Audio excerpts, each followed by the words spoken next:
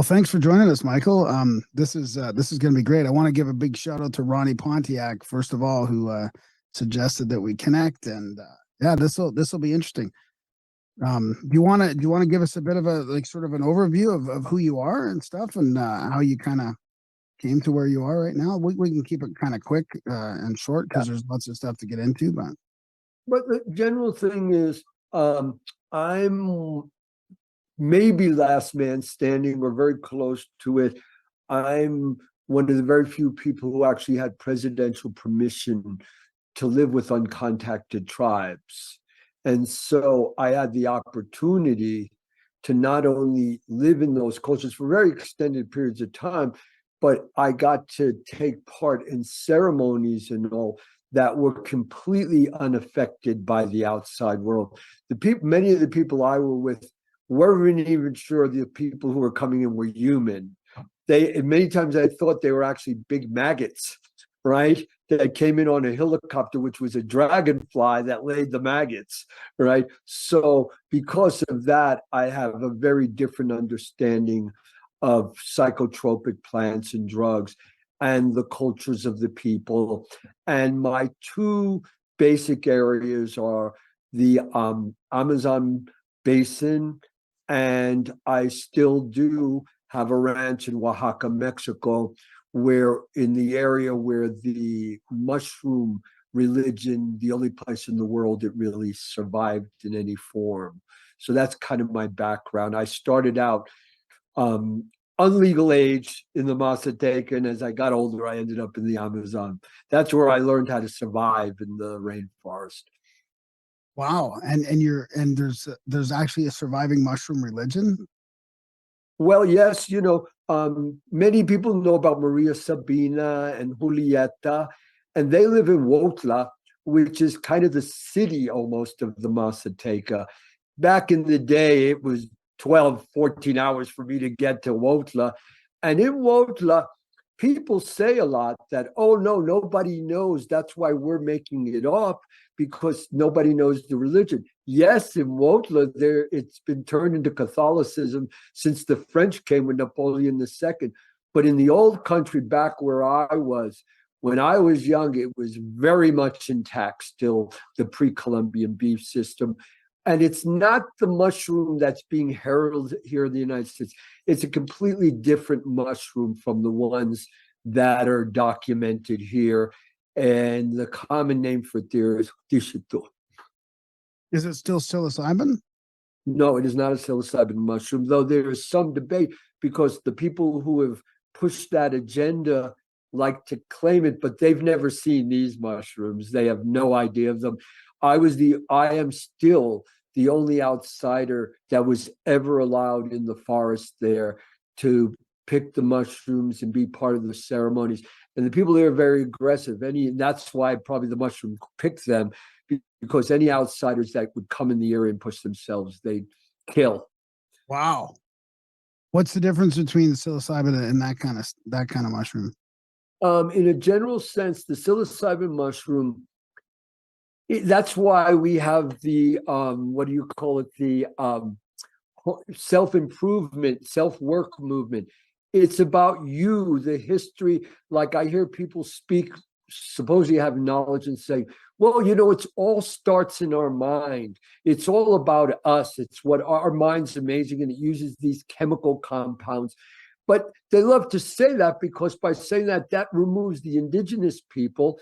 And if they didn't keep this knowledge alive for thousands of years, me or no one else would know about it. But you make it into chemicals and they don't count anymore. And so it takes away the spiritual. Away the spiritual aspect, it seems too. Exactly. And so these things, you have actual visions. You see actual, I could see you sitting there, Graham, as you're sitting there. It's not this fluttery, bubbly, blah, blah, blah. That's psilocybin, and it's great, but this is something different. Yeah. It's an actual vision versus a hallucination or something. Sorry about that. I interrupted you. I do want to record the video just in case. Yeah, that's fine. So it's only our 650th episode, Michael. We'll figure it out eventually. Graham's the straight man here.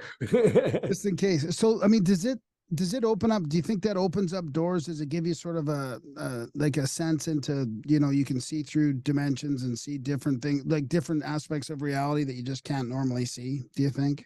I could put it more exact than that. For me, the psychedelic movement has been frozen in, and you see it in the art. Since the 60s, it's been that colors dripping, geometric forms melting, morphing into each other. That's what the true talking plants use to keep the uninitiated away. Wow. That's the carnival of colors. You have to go past that. And if you go into that world past that, it's an actual realm that an interesting factor of it that happened with me with the Mazatec people and why they let me in is there's road signs, there's things in that world. And unless you were there, you wouldn't know them. And everybody, if you went there and I went there 10 years apart, we'd both know the same road signs. It's a place. And we, in general, we haven't gotten past that. Now the people more or less trying to control psychedelic want us to stay there, because to do that, you can make it into a commodity, something you can sell and make money at truly a journey into the soul and beyond the soul into, I would say, the world of the dead, the world of plants. Wow. Hard to sell. So, I mean, we're kind of caught in a bit of a conundrum here, because in some ways it's good that it's becoming sort of legalized and people are accepting it as a therapy, as a real sort of help for people. But on the other hand, like you said, we don't want it controlled and commoditized, and you're almost limiting the potential, I think, as well. Very much. And that's a thing I'm very afraid of, because people don't realize the psychedelic movement was sold as starting in the 60s in the United States. I'm in my 70s. I was part of that time. No, it actually started in the 20s in Germany. They had synthesized mescaline, I believe, in 1897. And they had discovered it in 1897. And in 1919, they had synthesized it. So by 1920, Hermann Hesse, many of the founders of the Nazi Party, Guido von Liest, Karl Haschhofer, the Dietrich Ehrhardt, they were all taking lots of psychedelics then. And there was a lot of new age, there was a lot of new belief system. People were losing our time in history. So they were going to modern times very quickly with the airplane and this. So there was a movement to go back to the past. And that's why they went to King Tut's tomb and Machu Picchu. We were trying to pick up the pieces before they were gone. And as that evolved in a very awakening movement, it turned into fascism and Nazism. And I believe what they're trying to do is exactly what Aldous Huxley and Julian Huxley, the lead biologist in England at the time, I was very close friends, and I'm in his book before he died, Francis Huxley. So I heard these stories right from the horse's mouth. And there's a 1937 film with the Huxleys saying, we must give major doses in these refined psychedelics to only Anglo elite academics and financial people. And the other people should be more or less microdosed and to be happy idiots being their slaves, basically. And that's more or less what I see they're trying to sell now. So I'm fearful of it. Yes. Wow. And for me, the big point is this, is we are so removed from nature right now that nature's not in trouble, but the human niche is in terrible trouble and all the other animals in it. And these plants done correctly with the true rituals, not made up rituals, the real thing that's been tested for thousands of years and all, can build that bridge of communication, which we desperately need. And unless we have people who can do that and use those plants, we will not connect with nature. And all these other uses of psychedelics will have no meaning because we'll all be dead. I don't know how to ask this question because it's a bit vague in my mind, but you really, I mean, I was just listening to a show that wasn't about this in general, but it really wrapped up like UFOs and the psychedelics and the Nazis and Project, obviously Paperclip and MK Ultra too, like bringing over, like there wasn't just the Nazis, there was the American government was also using psychedelics and some mind control experiments way back, like before I'm very familiar with that. sort of people realized it. And so how much did I don't even know where the question is in there, but I feel like it has something to do with the way we're treated in this modern society now, because it opened up doors. I think they learned so much about it that they realized that, wow, these humans actually have powers that they don't want people, they don't want us to realize how much power we have spiritually, psychedelically. And they just sort of, started sort of the fear porn propaganda. I don't know if you have anything to add to that, but I feel like maybe that's why the 60s, that's why they sort of recreated the whole psychedelic movement. I don't know. Well, two points. What a funny point.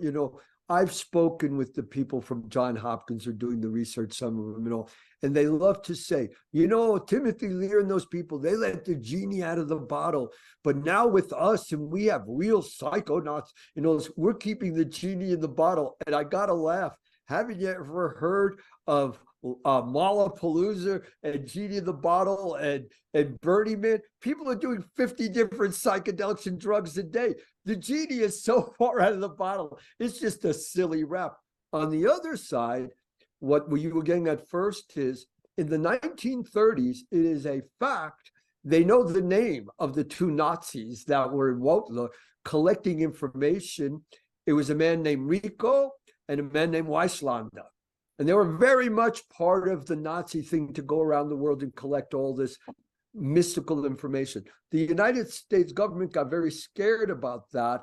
And they originally sent the wonderful Richard Evans Schultes from Harvard over there to see. And he did not get along with them very well. But when they got there in the mid-30s, there was already an evangelical preacher there, Eunice Pike, who was there, who believed that that these mushrooms were literally the penis of the devil, and they were going to be used. So believe it or not, this wild story you started with actually historically took place. There was this real battle in Wotla for who was going to gain the knowledge. The amazing part was the true mushroom and the native people there never gave up anything. So these people went like we're doing now and said, well, we can invent everything. And if we sound convincing, it'll become the truth. But that's an illusion and a hallucination in itself. Just because you believe it and say it like you believe it does not make it true. So how does the talking plants fit into this? Like, what do they think about their substances being used and synthesized into something to change the behavior of humans and not a natural way? And do you know what I mean? Like it. Yes. The plants themselves, and because they're talking plants, it's one of the things I explain to people. You get a lot of people now say, oh, I'm a shaman or I'm a this. Well, going to a ayahuasca camp in Peru and reading a couple books and getting stoned a lot does not make you have no idea what a real medicine person is in the tribe. It's a completely different animal than that. And the plants very much are aware, but you got to remember, they're not humans, so they don't relate in linear time. Plus, the key why there's been so much misunderstanding is it took me 37 years to learn the language of Dishitu. It took me 18 years to learn the language of ayahuasca. These plants have their language, and if you don't know that their tonalism and their way, you're not communicating. You're just running around in your own head. Once you learn their language, they will speak to you very directly about things. They have told me many things. There is no way I could have known them in my perimeters. And 30 years later, they came out to the name of the person in the place, exactly like they were told me. And what they're part of, why, as in the theory with the Nazis and all, that there's been this agenda going on for a long time to control it. Well, the native people have had their thing too, and so have the plants. And that's why the ghost dance came into being, because in the ghost dance original ritual, it's right in the codices, they show it, that Dishito was born from the semen of the plumed serpent, Quetzalcoatl, when he evolved in the underworld from the young god Ixotl and became the plumed serpent. So it's very much, and the ghost dance was a ritual that was the beginning of civilization. It was about corn and creating civilization.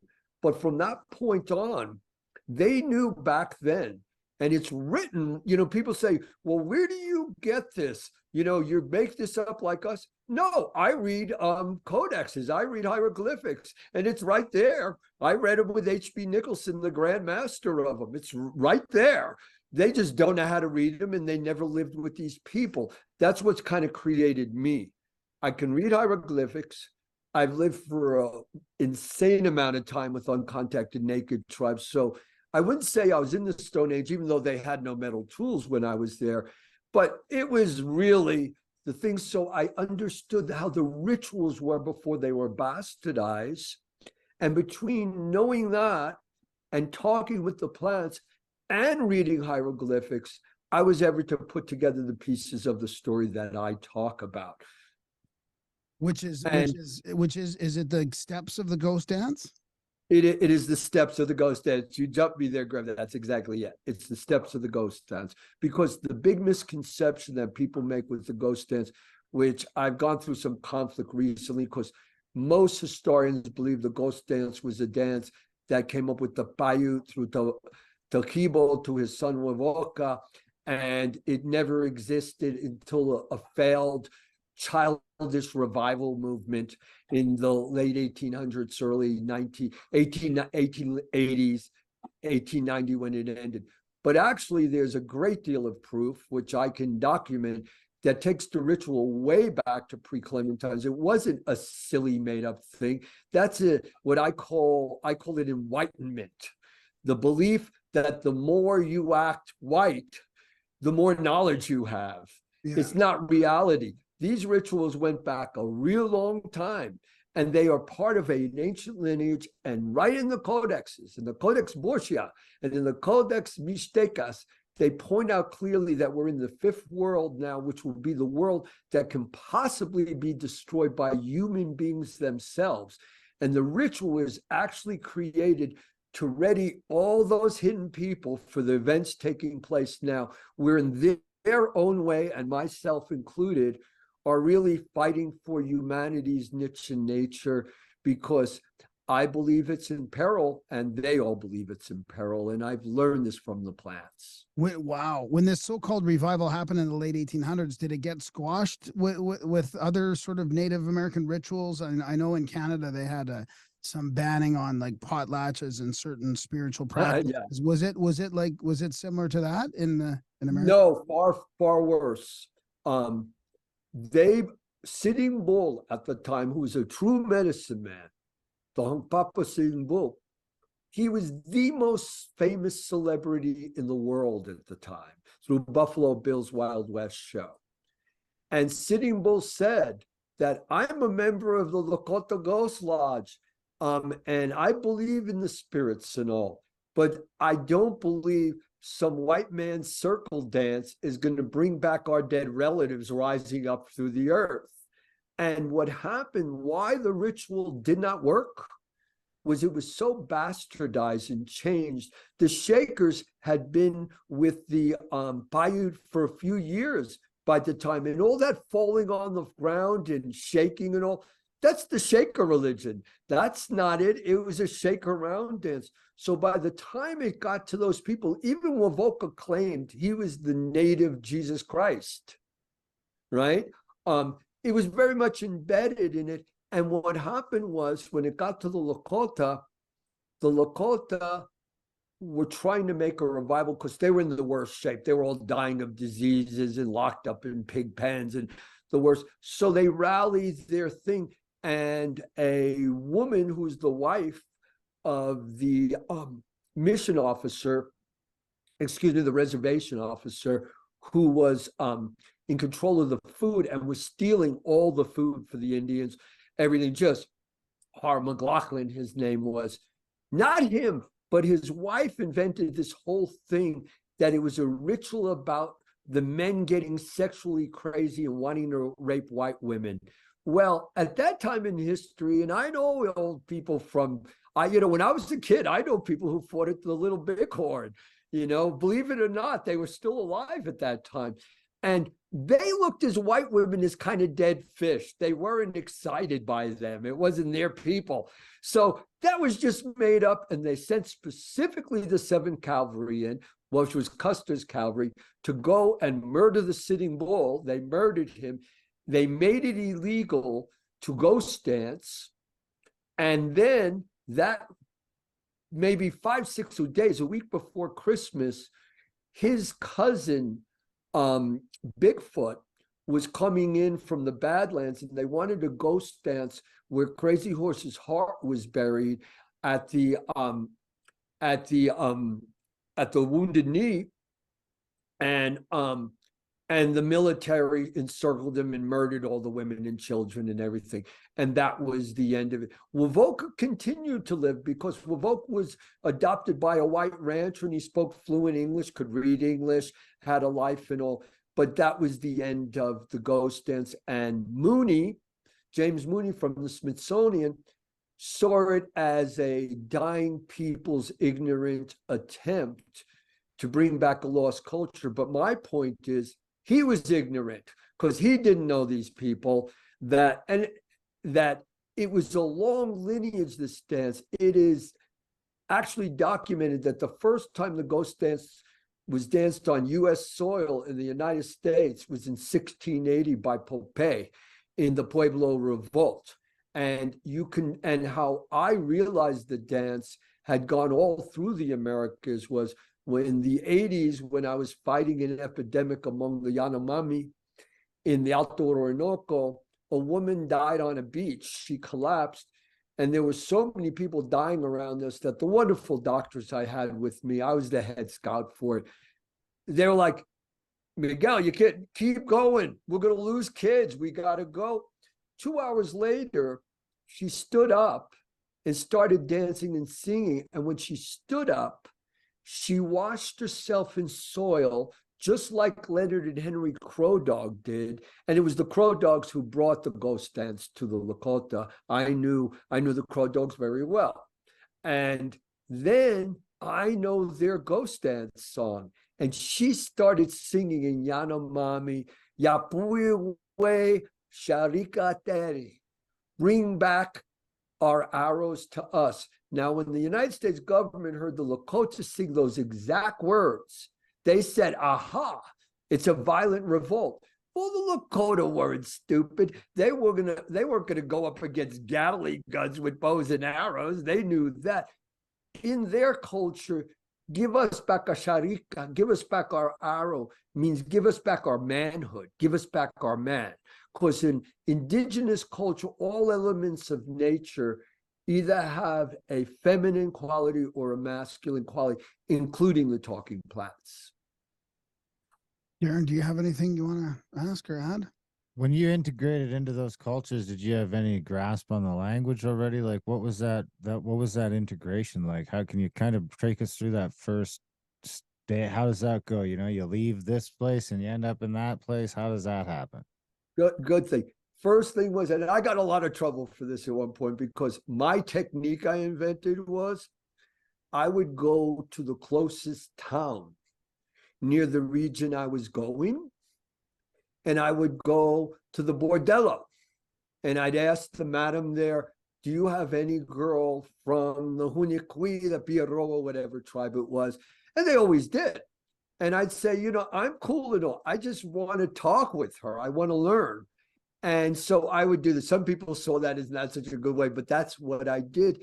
And basically what I learned was the key to my thing was probably the real biggest difference between, I can only speak of American indigenous people and Westerners, is if you broke your bow and arrow and you're like, God, I can't eat. You wouldn't go to the bow and arrow store or bow and arrows on the web, nor would you make it, because there's probably a much better bow and arrow maker than you there. You would speak to the hikura, the shapuri, and you go, Shapuri, you know, I can't feed my family. I don't have a bow. But you're a very good bow maker, Darren. So you're walking down the path and you run into Graham, who's the best bow maker around. You just made a brand new bow. And by happenstance, he goes, God, Darren, I really need that bow. Hey, I really need that bow. Well, Westerners say, well, that's happenstance, coincidence.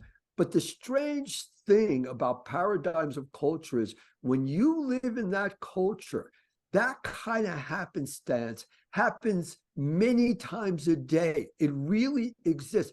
We are convinced to believe that our paradigm, which underneath it all really is, whoever gets the most weapons and is the most vicious wins and gets the most toys. That's our basic paradigm.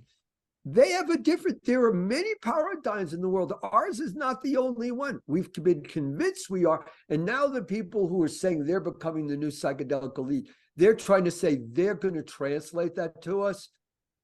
No mommy's way. You know, that's ridiculous.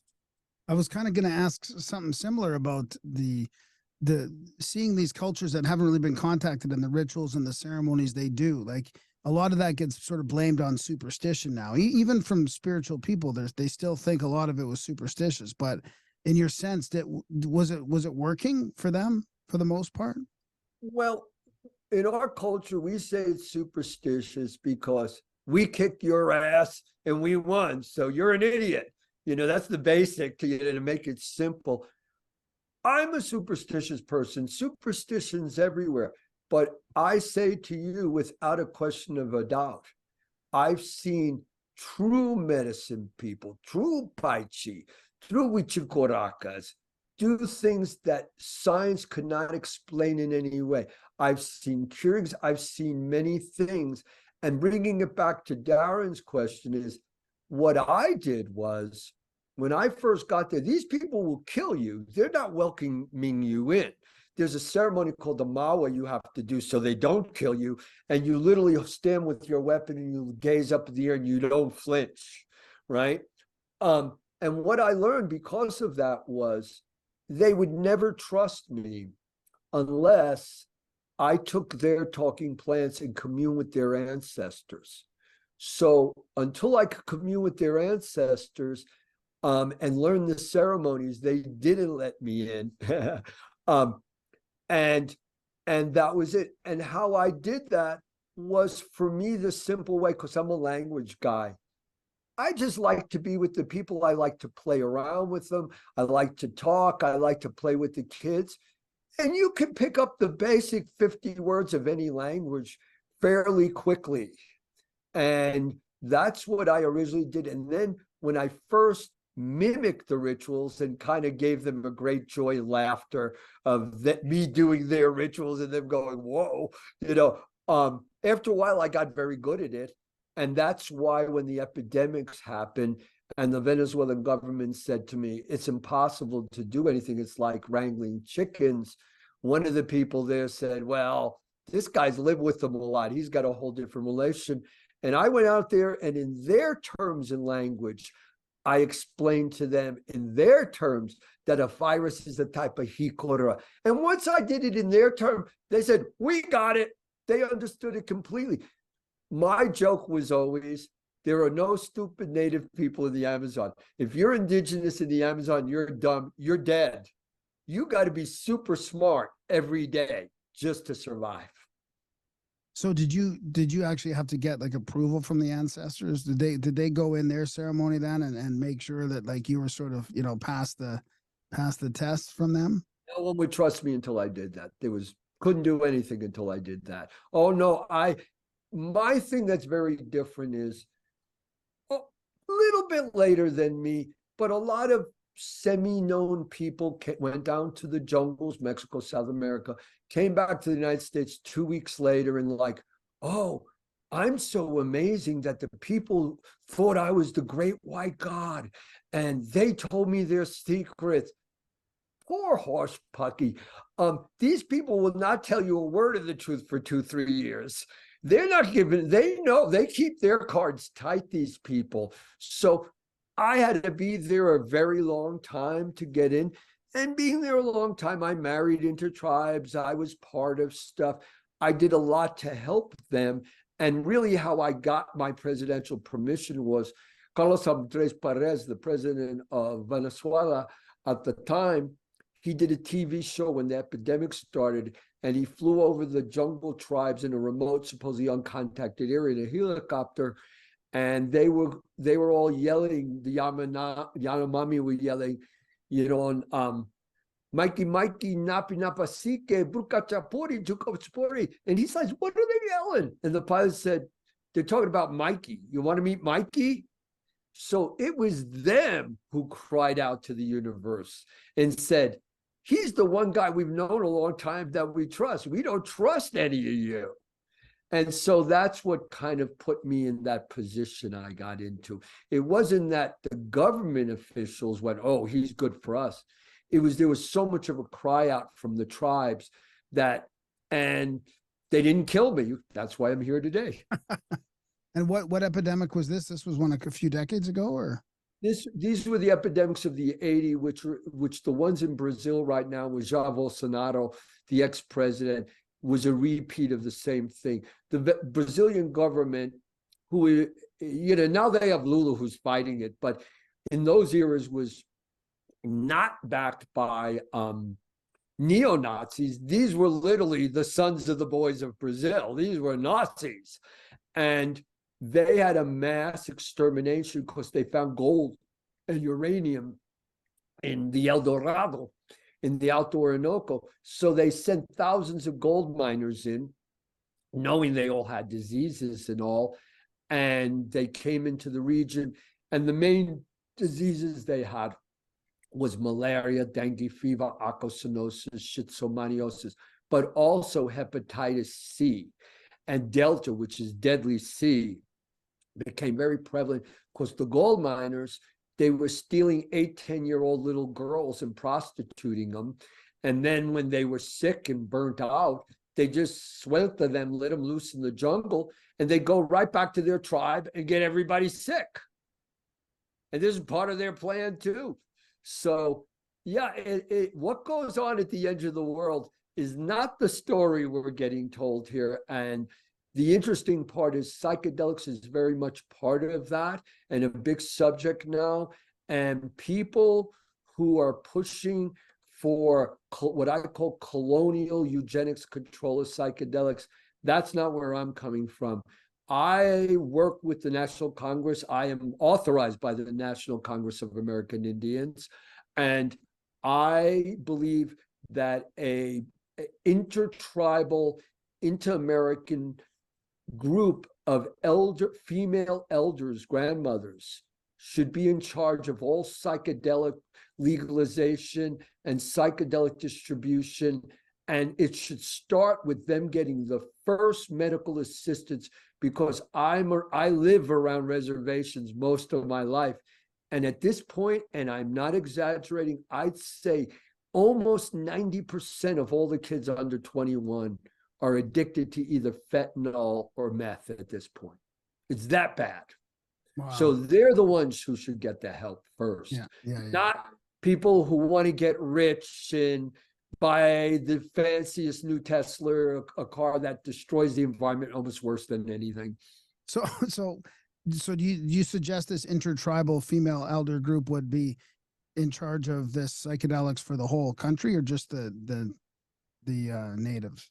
No, for the whole country. Oversee the district. Because big pharma's already getting their teeth in there, in Canada at least. Anyways, big pharma's already kind of getting their teeth in there too, in Canada. Well, yes and no. Big pharma, it plays out this way over and over. It's no mystery. Big pharma, there's a group of people now who believe that because they've taken tons of these drugs, that makes them entitled to make all the money from them. And they call themselves the leaders in the I call them psychonauts, because I've met many of their top shamans and therapists, and I wouldn't give them a penny of value.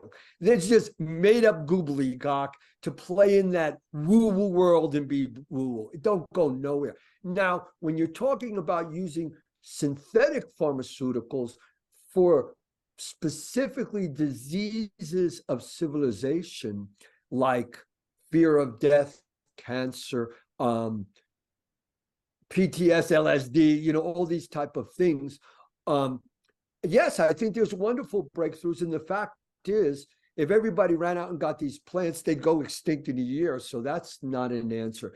But what my point is, without the proper rituals done the proper way, exactly, with these correct plants, talking plants can establish communication with nature, which is exactly what they were used for. When I did ayahuasca for years, I did it, as you said, to commune with the ancestors, to figure out which way the game was moving in the wind, until I came back to the United States and heard about, oh, I'm going to become a bodhisattva, oh, I'm enlightened from it, oh, I'm doing self-help. That's all invented here. That's not at all what those people use it for. So, and the other twist that's come is those plants' languages are all in a tonal scale. And so you have to sing in their language. So I've gone to some of these very big organizations, events I've been invited, and it's a comedy routine. They're singing Kenny Loggins songs and this song their mother taught them.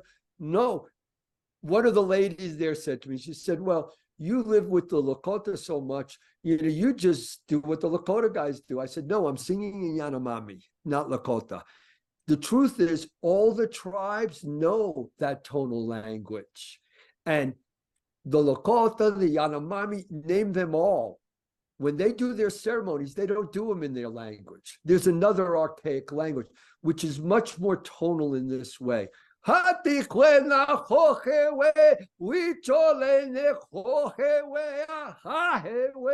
It's a tonal thing. If you're singing Winnie the Pooh doesn't know what to do, the plants aren't hearing you. You're just so happy that you've come back in one piece from being stoned that you think you're enlightened. You know what I mean? Yeah. And I really hope people will start to learn and, kind of get on a better path with it that can really help the survival. I'm a great-grandfather. I want the kids to live. Yeah. And I'm not that interested in getting a Tesla car. Where I live, it has no value at all. We don't have any of that stuff that would support that. I'm assuming that there needs to be a proper sort of initiation or learning aspect without just people. Like it seems to me there's a bit of a danger with so many people just jumping right into it. Well, the danger is this, and I've seen it over and over, and this is my problem. Good people, so many people already, we all have a certain amount of mental illness at different times in our life, and it becomes more acute, more aggravated in certain people. So they self-medicate because the pharmaceutical system is not working for them at all, because the pharmaceutical is created to make money, not to work for them. They try to keep people in the same sickness going on, and new medicines for that, new medicines make money. That's why I'm afraid of that system, of that stuff. But you can get down into the inner self, and even people alone can start out themselves and try these things and search themselves. But what I've seen happen over and over is on Saturday, they hold a shamini meeting, and the lead shaman, and you always know them because they have some silly outfit or a man bun or something to give them away. And they go, this is sacred because everything I do is sacred because I'm sacred. And I'm like, who told you that? Your mommy? That isn't the definition of sacred. So they do the ceremonies, they come down. By Sunday, they believe they're a bodhisattva. By Monday, they're searching for enlightenment. By Tuesday, the egg's starting to crack. By Wednesday, they're questioning themselves. By Thursday and Friday, they're either manic depressant or suicidal or schizophrenic disorder or whatever they have, the situation. And then they self-medicate the next weekend, sing blah, blah, blah, blah, blah, blah, their thing. and they go in there. I know people that have been in this cycle for years, and I will say to you, they have damage from that. They are not better for it. They're hurt for it. And I think these things are so important, so sacred, so medically important on every level, that I just pray that what happened with cannabis does not happen with this, where all the medical, think about it. Remember all the giant breakthroughs? I was on the program that worked with kids with grand mal seizures, and we had unbelievable miracles happen. Have you even heard about any of that in regular people for a long time? It all became commercial in pot that tastes like children's cereals, where they say doesn't have chemicals, but it has more chemicals in it than you can count, you know. And psychedelics are more dangerous. Think of how powerful they are to the human brain. You know, some of these people said to me, well, we've had it worked out with our psychonauts that people don't have bad trips anymore. Is that insane? There's tons of bad trips all the time. Nobody has fixed that. You know, they think that you could take Prozac and Valium with it and it will remove the side effects. So it's a better experience. Our scientists have figured out all you're doing is removing the last little hair tiny piece of true spirituality. All those things your body goes through in the ritual, if you do it in the real setting, you realize that's all tied into nature. You are not participating if your body is not going through that. You're supposed to be throwing up. When you throw up from two of those things, that's literally expelling that. You're purging, right? You're purging. It's a purging. Yeah. Yes. Darren? Yeah, there's an argument for all of that, because I remember, and I mean, it's sort of analogous to the other stuff where there has to be some caution or some barriers, even, you know, I don't know how to put them up, because I'm a freedom guy at the end of the day. I want people to have as much personal sovereignty as they can. And I mean, I remember we had Connor Habib on a while ago, and we actually went to see his thing down in Lethbridge, and he was telling us, and we got to be careful with all this sex stuff, because any sort of affront on that is just gonna hurt sexuality in the long run, and blah blah blah. And here we are 3 years later, and they're fucking turning kids gay and cutting off their tits and turning their arms into dicks. And I'm like, well, what the fuck, Connor? You know, I don't talk to him anymore. I'm not on Twitter. That was the only place we conversed, and I think he might even blocked me by the end. But it's like, you know, this is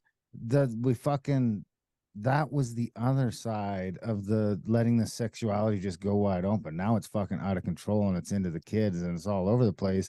The same thing can happen with psychedelics. I don't know what to say that, Derek, because I and think those two, funny but true. Those two together could be even worse. I think it's extremely dangerous. And as I pointed out, that is exactly the combination that was used in Berlin to bring on the 1,000 rays of light of the next Reich. You know, so there's a history of that being problematic. And I couldn't agree with you more. We've come to a time, you know, it's an interesting thing. A friend of mine here said to me, he said, it's kind of the left went so left, they become right. And the right's gone so right, it's now talking left agendas. And I don't know where, I was never part of any of that. I'm not a political guy that way. So, you know, I'm like, wow, but I couldn't agree with you more. We're in a very tricky time now, and people are selling agendas for specific reasons. And the media is so powerful that people don't even question them. I'll give you the funniest example, and it's so mundane, but it shows the thing. There was a guy named Cristobal Colon, and they changed his name to Christopher Columbus. And he came to the Americas, and he met the native people, and he thought he was in India. We all learned this in school, and he called them Indians. Well, guess what? In 1492, there wasn't a country named India. It was called Hindustan, and the people were Hindustanis. And this whole Indian thing was made up because a certain ethnic group wanted to use that as a control mechanism. The actual truth was, when the Padres first came to the Americas, and they realized in Europe it was filth and disease and pandemics and people living in excrement, and just a horror movie, really. They got here and everybody was robust and healthy. So the term they used was indios, in the image of Dios. in Spanish, God. That was the name. Indians had nothing to do with it. There is no guy Christopher Columbus. And I think 99% of the people in the United States believe that is a true story, because academia has played its hand in making this very mythology that Darren was talking about seem like it's true and real. And as I agree with him, there are certain lines, change is great, but change just for the sake of change, that's what happened, what he's talking about. A lot of these people might have started smoking pot. They went to LSD. They went right to coke. They went right to heroin. They went right to whatever drug of the month club was for the last 50 years. And now it's cool. I know many people in South America, very wealthy kids, sons of presidents, who used to be big club kids who sold MDA and ecstasy in nightclubs, and now they all claim to be shamans. There's a great confusion, and I think Darren pointed out very well, slightly tongue-in-cheek, but very well. It's very dangerous, and it can be very harmful to children. And this is an issue with me being a great grandpa. I'm curious about children health and children being good and children having a future. Yeah, I agree. Good point. Darren, do you have anything to add to that? Well, I'm not convinced my audio is coming through to everyone. I mean, I think, no, I'm not going to add to that. I probably, got us kicked off YouTube again already, but I'm not sure my audio is coming through. So I'm probably going to It's coming through for me. It is Me coming too. through for you. So I'm hoping it's getting to the recording. Yeah, I can see it on the Doesn't seem to be getting to the stream. Oh, you can? Okay. No, I mean, I don't know. It's fucked. It's I don't know how we put that genie back in the bottle, but mixing it up with psychedelics could pretty quickly turn into that brave new world. Well, that was Aldous. Francis was the nephew who ate the mescaline with him in the book. He's the guy, Francis. And Francis told me outright, they were all a bunch of fascist eugenicists. Francis started Survival International as a way to fight against his uncle and his father. And once again, the point that Darren made, I too am a believer in freedom very deeply. I'm all about being free and feral. I'm very much into that. And I very much believe that none of these things should be illegal in that way. And people should not go to prison and suffer for working on their mind and all that way. And I very much believe in the freedom. Let's face it, even if I didn't, it's been proving all these controls make the problem worse with illegal and don't make it better. So forget that. I believe in the freedom, but with freedom too, there's responsibility. And same with capitalism. I mean, capitalism has a responsibility to maybe just keep its hands fucking off of certain things. Which probably was doing, which it seemed to be doing just fine until the state got out of control. Because people like to bitch about capitalism. What we're living in now ain't fucking capitalism. It hasn't been capitalism for a long time. It's some sort of weird technofeudalism. That's nicely put too. I feel the same way. And I think that, the technofeudalism, the funny point to me is there's only three things really in the environmental thing that people herald as successful: wind turbines, these silly electric cars, and solar panels, which I have. I'm off the grid more or less. I use it. But the truth is, we're pushing in the only future for these devices is lithium batteries now. And I've been to lithium mines and cobalt mines. It's more destructive than fracking. So in the end, it's these people giving us these phony environmental raps on the web that may be our very destruction. That's how confused, and it's confused, and it always comes to the big problem with confusion. Is it a conspiracy, or is it just fuck up and cover up? Exactly. Is it intentional or is it incompetence? I mean, and it's probably a mixture of the both. Yeah. No, there's a name. Well, I mean, I think it's mostly incompetence with a bit of malice sort of sprinkled in. It's not even like the malice that I want to run the world or I don't even know that that's there. It seems to be, and there is a bit of that. I'm not ruling it out, but it's mostly just lying in their pockets.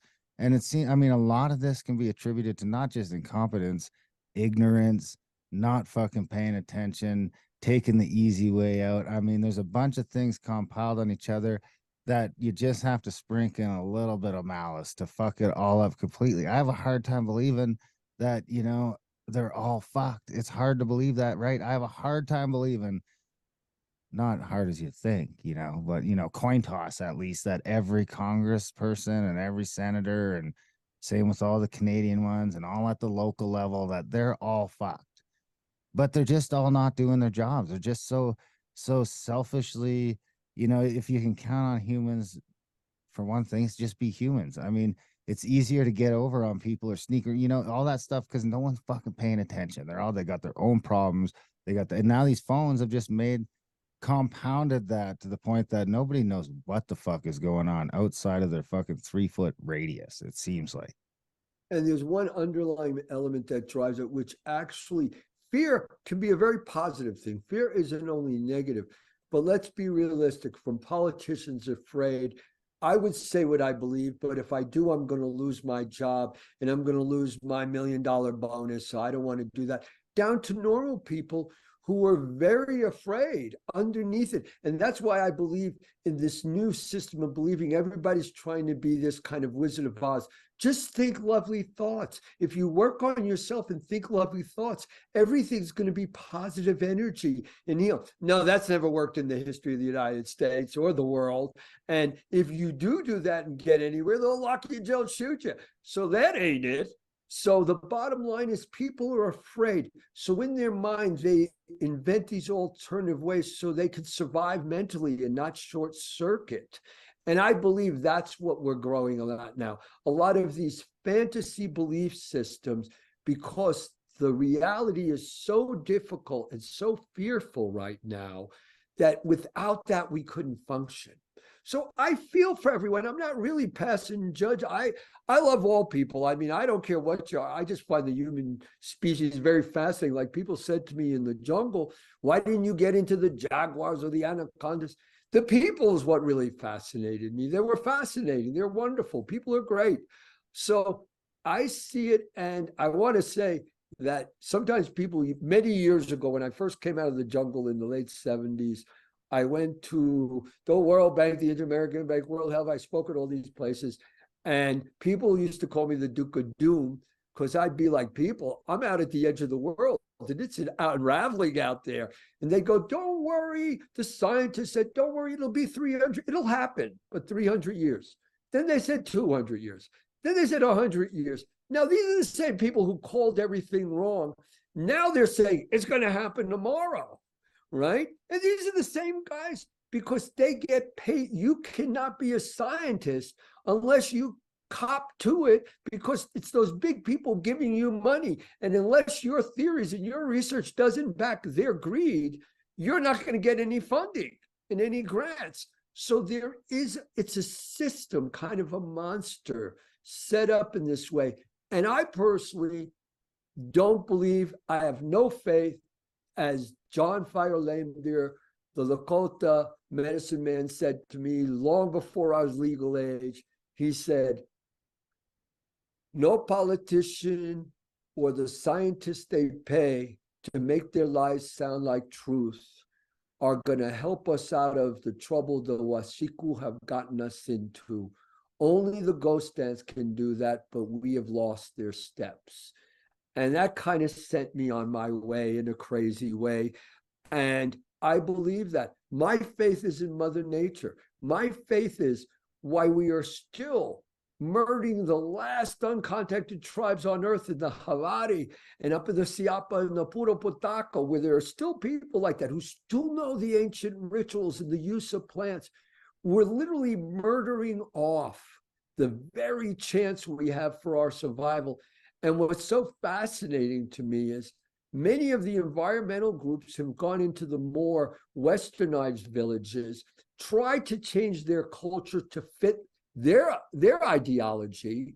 And so when I was just in Peru, many of the Machaginga boys and all are working on the road into the Javari to get in there. And I was like, how can you do that? And they said, listen, these outside environmental Amazonian groups and all, they've come here and destroyed our religion. They've turned our women against us. We just want to make money and move somewhere else and get some other women. It's horrible. So why they go, oh, we're saving the Amazon. Let me tell you, what you've done ain't added up to a speck of shit on the monkey's ass. The Amazon is imploding into itself. You have saved nothing. That's just fairy tale woo-woo talk. What are some of the solutions using sort of an indigenous environmentalism? Here's the solution for me. Two things, very simple. First things, really setting up communications with the few people like me as a bridge to be able to get stuff from these people. Because these people are very afraid the world's falling apart too. Don't kid yourself. They're aware of that in their own world. You know, they've had all these diseases. They've had Sikia do all this horrible stuff to their children out in the jungle that they don't understand at all. They're aware something's going on.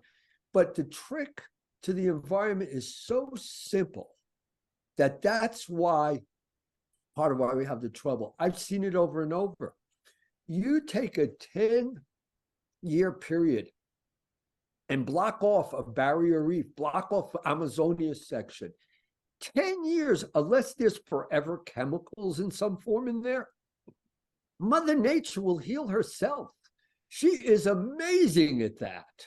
She could, but we're poking, no, we got to invent this. No, we got to invent that. All these inventions are $1 trillion ideas so people can get super rich making believe they're environmentalists. That's all that it's about. They have not achieved zero, negative zero. But the problem is where the environmental movement has gone is, well, we really like clones. What are the things that fly around in the air? Drones? Satellites? No, the little things that people send around. Drones? What? Drones. Yeah, thank you.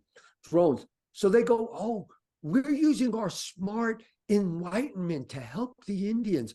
We're flying over their land and demarcating. Well, I know as a fact, if you don't have a physical form to protect those perimeters, they don't mean anything to illegal miners to go. They mean nothing. They're not existent in the jungle. It's a joke. Oh, give us more money for this. We're doing wonderful things. It's crazy for a guy like me to say, but I believe the military in the whole world, all of us, all the tribes, got to get into this battle to save the earth. And the military, instead of making fake wars and killing children, all these horrible things, they should be on the front line, protecting each of these regions for 10 years, healing them up spot by spot, and we could reclaim our place on the earth again. That's simple. Instead of blocking out the sun and cutting down trees and burying them in the ground? Yeah, you know, all these things. Oh, we have to find the next lithium deposit. We have to find cobalt. We got to find uranium. Let it sit. We saw that with COVID.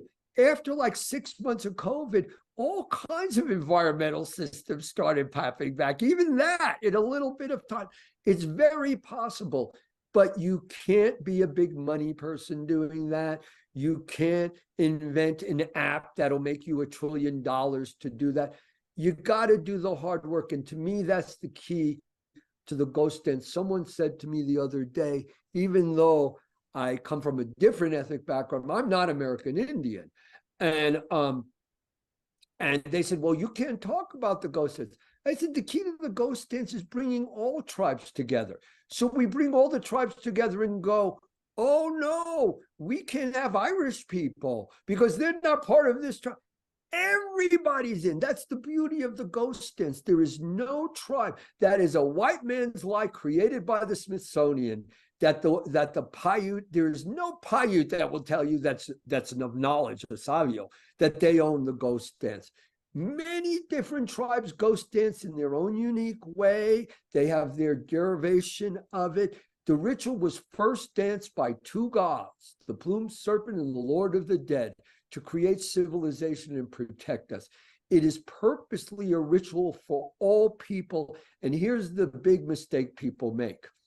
Is it's inherited in the soil, not in the blood. It's what Mark Twain talked about, that wild and free spirit of the Americas that Mark Twain said, you know, everything good about the United States was what we stole from the Indians, right?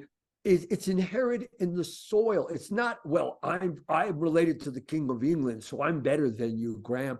It's not that. It's the people and the soil that's inherited. And the other big mistake that's been made is that there's two famous ancient dances. There's the ancestor dance, which is literally contacting ancestors. They may be your antepasados, your great-great-great-grandparents, or they may be ancestors from the region you live that have nothing to do with your bloodline, because this isn't bloodline. But the ghost dance does not dance with those spirits. It dances with the wild and free spirit, the Nagual, the totem spirit of the Americas is what you dance with. So people go to me, teach me the ghost dance. And I said, I can help you get closer to it, but I'm not Arthur Murray, and this ain't the mambo. You know, this ain't, I'll teach you 1, 2, 3, 1, 2, 3. You've got to get in a place to those spirits and do that. But in our culture, what's happened is people think they can do that by taking one of these entheogenic plants 20 times and going, it's all about the love in this. No, that doesn't make you a medicine person. I'm sorry.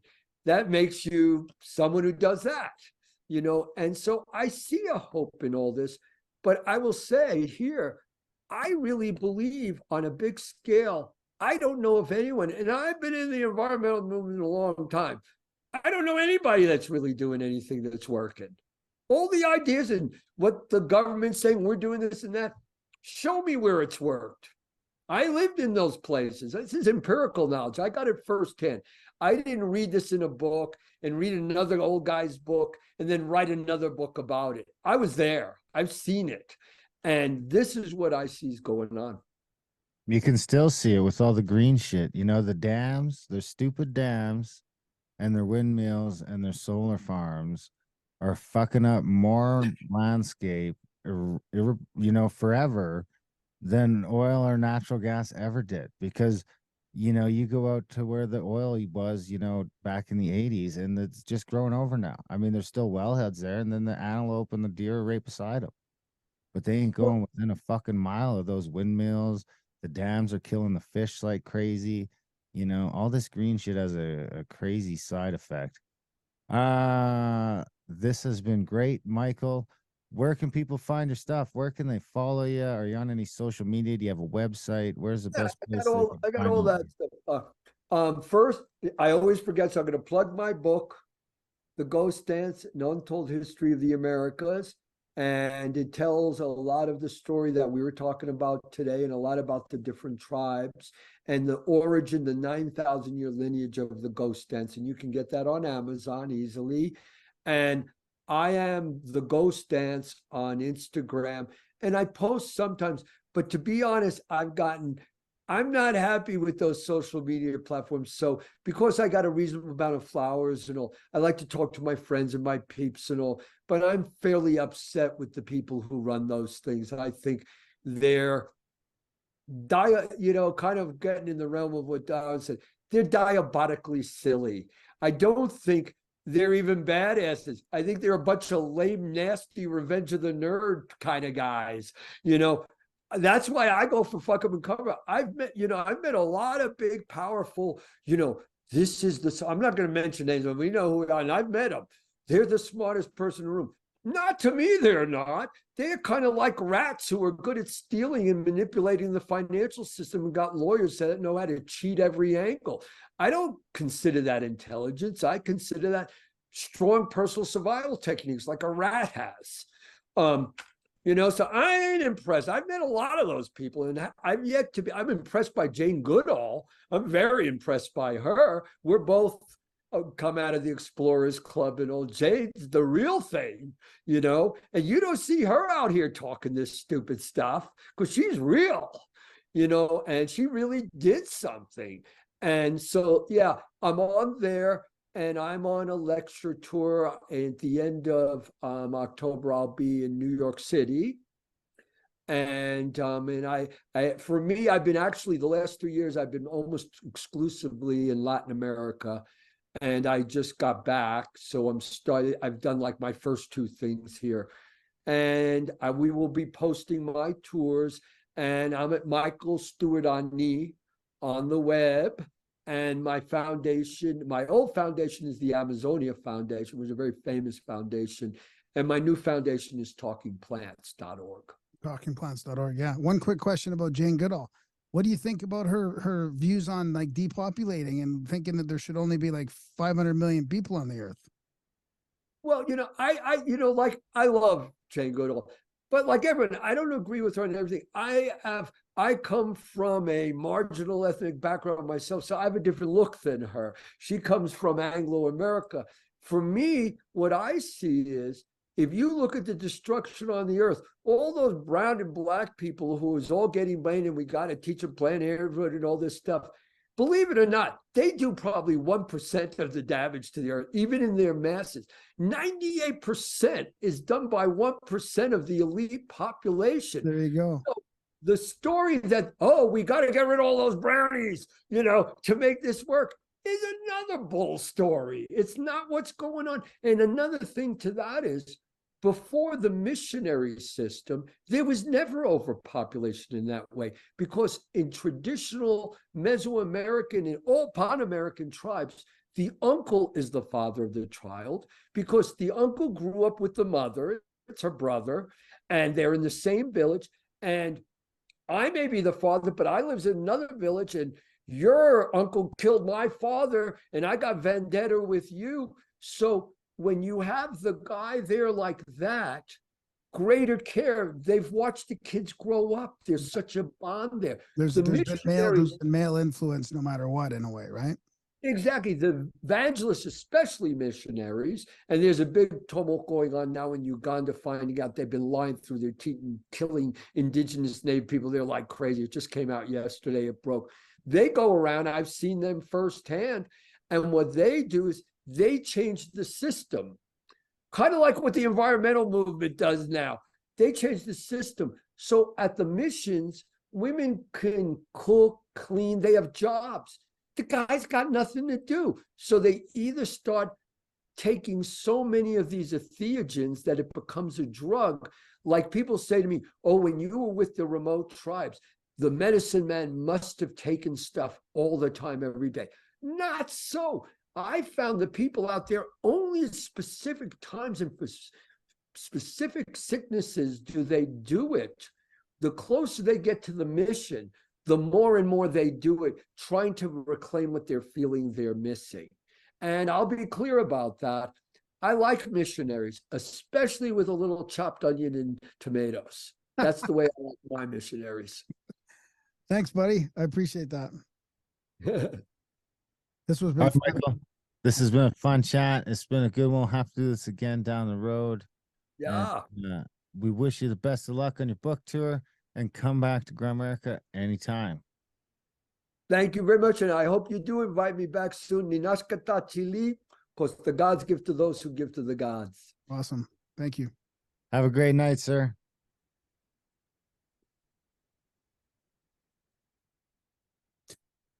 And that was a chat with Michael Stuart. What'd you think, buddy? Oh yeah, that was great. Yeah, it was interesting. I don't know that my audio worked on all the way that people were saying it wasn't working. You guys are saying it was. We'll see what happens. Yeah, we'll see. Wait. Hopefully we have your audio in there somewhere. The podcast will sound fine, I think. Hopefully. Big thanks to Michael for coming on the show. Big thanks to you guys for listening. Even bigger thanks if you're one of those 1% who choose to support us over at america.ca/support. It's never been more important to support the show. Sign up for monthly or make a one-time donation today. Other than that, check out our audiobooks, adultbrain.ca. It's a podcast. They're for sale. Whatever you want to do. They're there. They're free. You can buy them. Whatever you want to do. Gramerica Outlawed for the controversial stuff. Contact at the cabin for the trips. Other than that, we love you guys. Thanks for listening. And we will see you next week.